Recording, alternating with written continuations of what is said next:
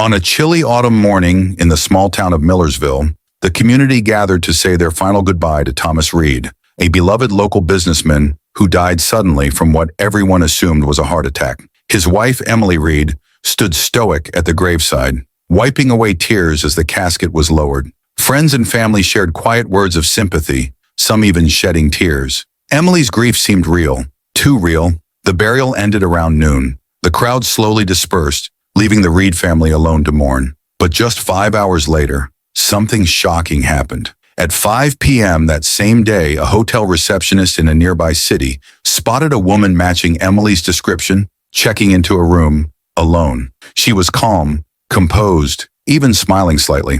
The receptionist thought it strange to see a widow just hours after her husband's funeral, but didn't think much of it. However, the photo's security footage told a different story. A woman dressed in the same clothes Emily wore at the funeral was captured entering the hotel lobby. A few guests noticed her late that evening, ordering drinks at the bar, chatting casually with the bartender. The question spread quickly. Why was Emily Reed not home grieving? Why was she in a hotel? Detective Mark Collins was assigned the case after a concerned family member tipped off the police. Something didn't add up. Why did Emily leave the burial site so quickly? Why was she hiding? Detective Collins requested all surveillance footage and phone records. The hotel check-in time was confirmed, 5:15 p.m. The funeral ended around noon. That left a mysterious gap of 5 hours. Emily claimed she'd gone to visit her sister out of town and hadn't meant to raise suspicions. But her sister's phone said she never received a call or visit that day. As Collins dug deeper, he uncovered that Emily and Thomas's marriage was far from perfect.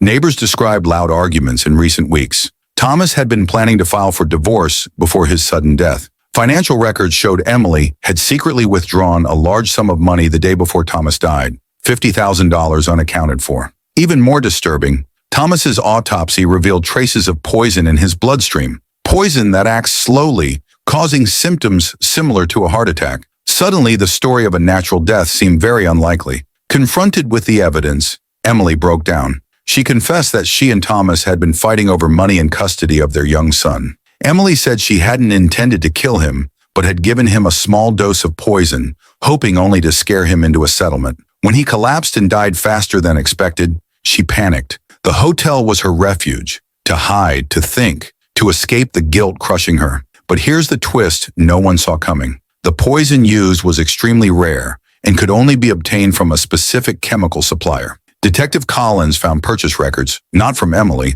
but from Thomas's business partner, George Banks. George had been siphoning money from Thomas's company for months and feared exposure. He had slipped the poison into Thomas's drink during a recent business meeting, hoping the death would look like natural causes, Emily's confession. A lie to protect her son and herself from George's wrath. Detective Collins sat across from George Banks in the interrogation room. The air was thick with tension. "We have your purchase records for the poison found in Thomas's system," Collins said calmly. "Why don't you explain yourself?"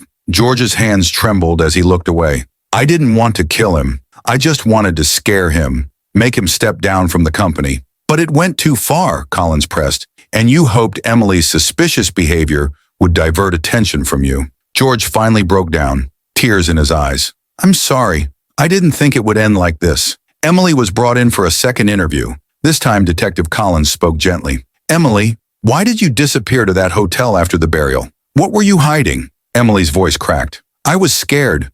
George threatened me before. I didn't know who to trust, and I needed time to think." She paused, swallowing hard. "Thomas and I were struggling. I loved him, but we had secrets, fights, and I was worried about my son. I wasn't running from guilt," she said softly. "I was running from fear." News of George's arrest spread quickly through Millersville. The town was stunned. At a second memorial for Thomas, neighbors gathered once more, whispering about the betrayal behind closed doors. Emily stood quietly, changed. Some said they saw sadness. Others saw strength in her eyes. A longtime friend murmured, "She wasn't cold that day. She was broken." Months later, Detective Collins visited Emily and her young son in their backyard. They were planting flowers, small, fragile signs of new life. "Justice doesn't always bring peace right away," Collins said. Emily smiled faintly. "But it helps. It's a start." The sun set gently behind them, casting long shadows but also a warm glow in the garden.